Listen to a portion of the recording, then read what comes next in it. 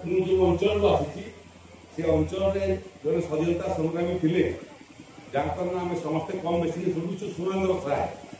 ସ୍ୱାଧୀନତା 1857 ମସିହାକୁ ଆମେ କହୁଛୁ ଯେ ଦେଶର ପ୍ରଥମ ସ୍ୱାଧୀନତା ଆନ୍ଦୋଳନ, କିନ୍ତୁ ଇତିହାସକୁ ଜଣା ନାହିଁ ଏବଂ ଭାରତବର୍ଷକୁ ଜଣା ନାହିଁ।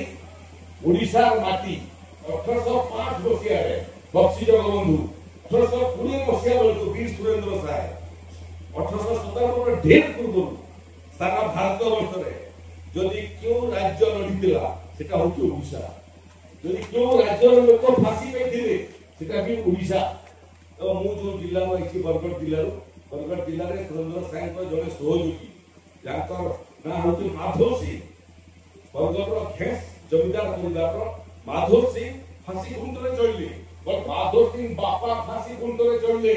4ଟା ପୁଅ, ଦ୍ୱିତୀୟ ପିଢ଼ି ତାର ଅର୍ଥ 4ଟା ପୁଅ ଏବଂ ଗୋଟିଏ 1 ଇଞ୍ଚ ଝିଅ, ତାର ସ୍ୱାମୀ, ପୁଅ 4 ଜୋଇଁ 1, 2ଟା ପିଢ଼ି ରାଷ୍ଟ୍ର ପ୍ରତି ସମର୍ପିତ ହେଇକି ବଳିଦାନ ଦେଇଥିବାର ଇତିହାସ ପୃଥିବୀରେ ନାହିଁ, ଯୋଉଟା ବରଗଡ଼ରେ ଅଛି, ଓଡ଼ିଶାରେ ଅଛି।